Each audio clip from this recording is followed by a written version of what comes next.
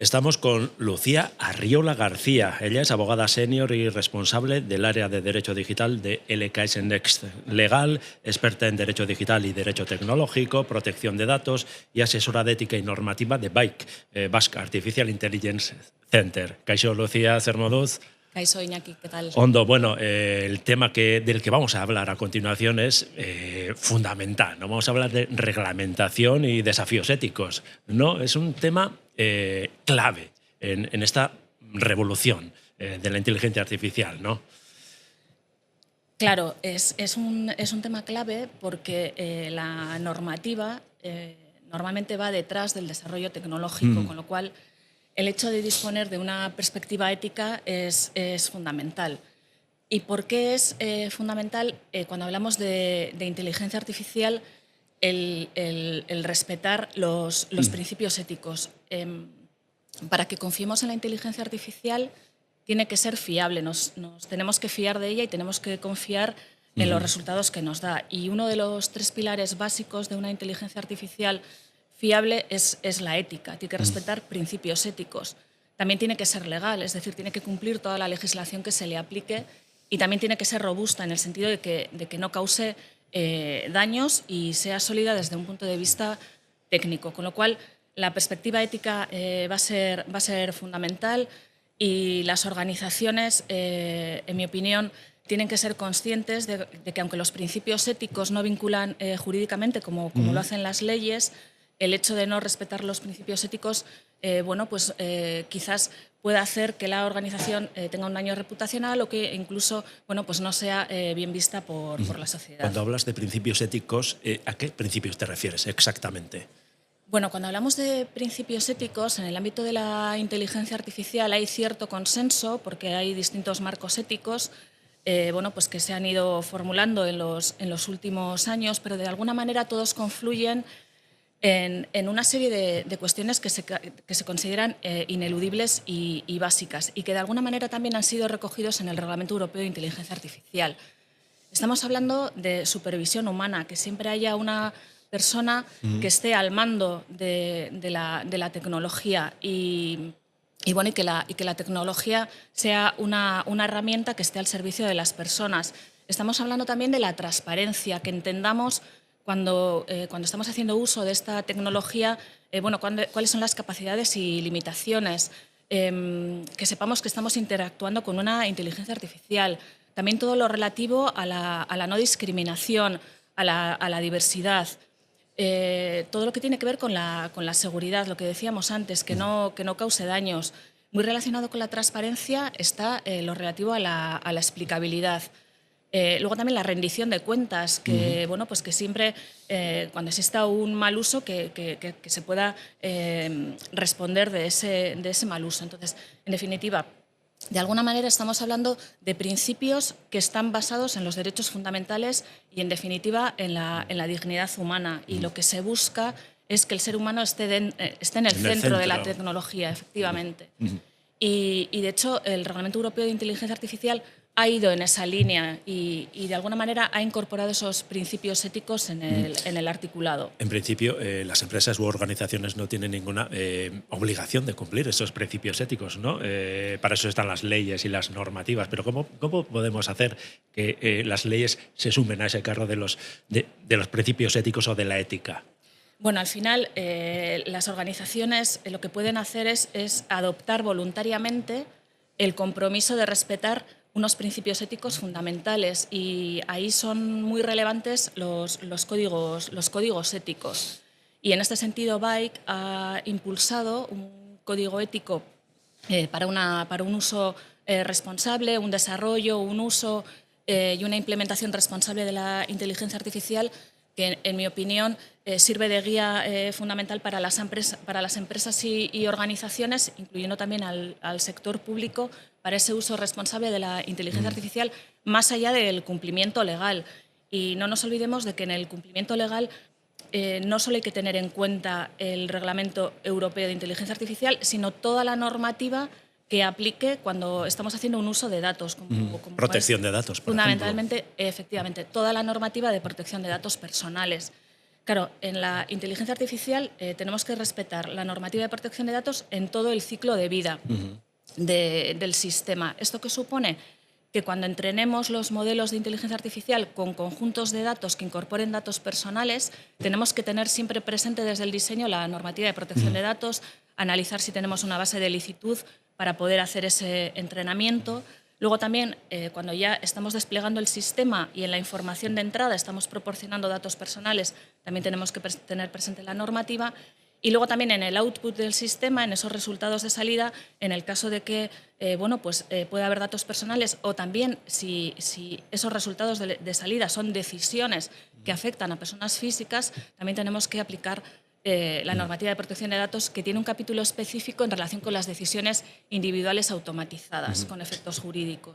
Todo esto está muy unido, ¿no? Al concepto de confianza, ¿no? Tenemos que confiar en que los resultados de la inteligencia artificial pues bueno, son seguros, transparentes, pero ¿qué requisitos debería cumplir una inteligencia artificial para que sea fiable, para que sea de confianza? Bueno, pues los requisitos que tiene que cumplir son, en primer lugar, que cumpla la normativa, lo que hemos visto antes, toda la normativa aplicable, que cumpla los principios éticos y que sea segura, que desde el punto de vista de ciberseguridad, etcétera.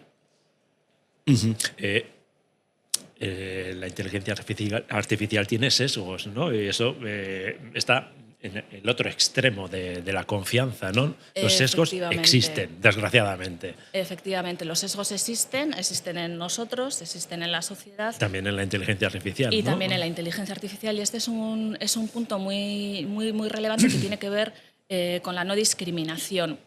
Entonces, los sesgos en inteligencia artificial normalmente surgen pues cuando se entrenan los modelos de inteligencia artificial con datos históricos. En el caso de que los datos históricos contengan sesgos de manera inherente, eso se va a trasladar luego en la utilización del sistema. ¿De qué clase de sesgos hablamos? Pues podemos estar hablando de sesgos en relación con el género, en relación con la edad, con la raza, pues con el grupo social, nivel socioeconómico.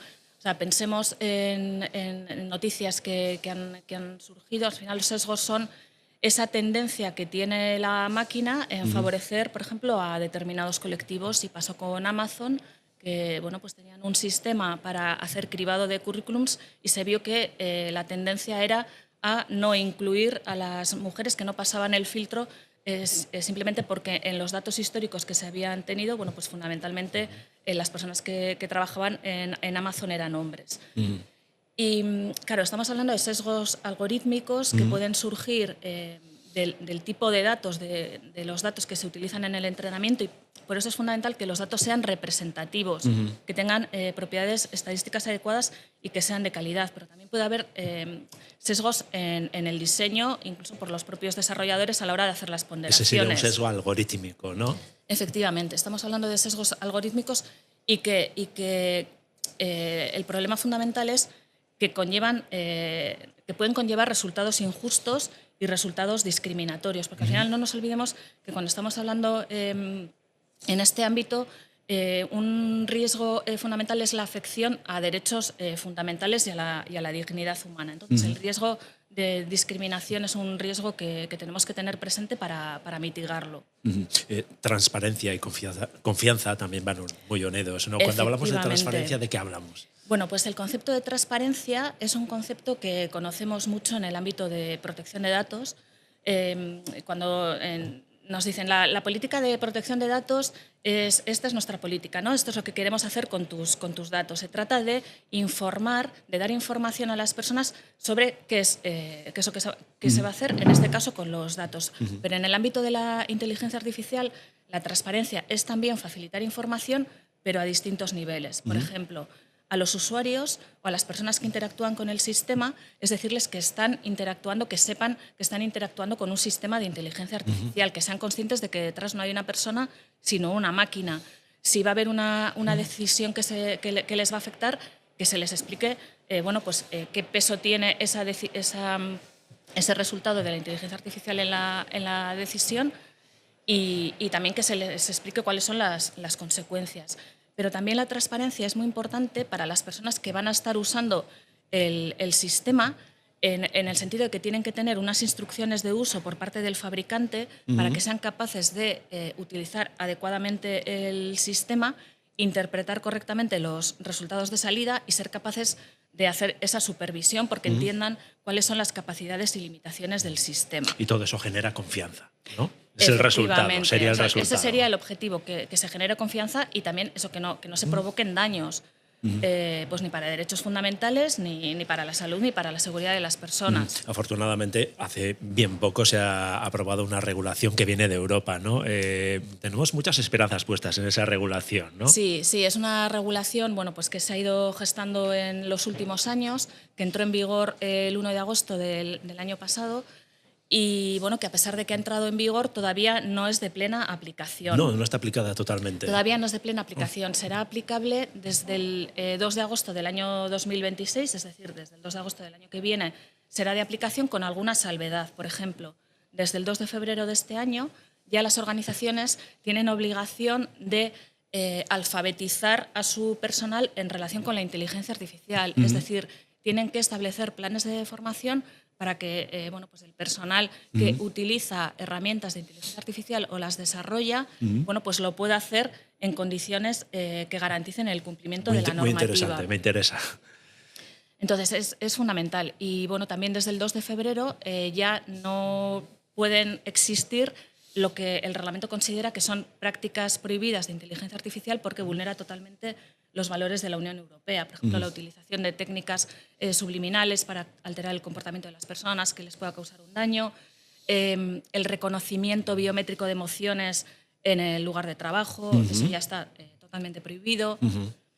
Y pues es fundamental para las organizaciones que se preparen para cuando ya sea de plena aplicación y que incorporen esta normativa dentro de pues su radar de cumplimiento normativo. Y eso es obligatorio cumplirlo, eso sí que hay que cumplirlo, ¿no? Como la ética, los principios éticos. Efectivamente, va a ser obligatorio, pero siempre y cuando entres dentro del ámbito de aplicación del reglamento. Entonces, fundamentalmente se ven concernidos pues, los fabricantes, los proveedores de sistemas de inteligencia artificial, sobre todo de alto riesgo, pero también pues algunos que puedan generar algún tipo de riesgo de engaño, pero sobre todo las organizaciones que utilicen inteligencia artificial. Y ahí yo creo que pues pocas se van a librar de entrar dentro de ese campo de acción. Siempre se dice que en Europa somos mucho de regular, muy de regular, ¿no? No vamos a hablar de los famosos tapones de plástico, ¿no? Que tanta polémica generan, pero eso es un hándicap comparando con otras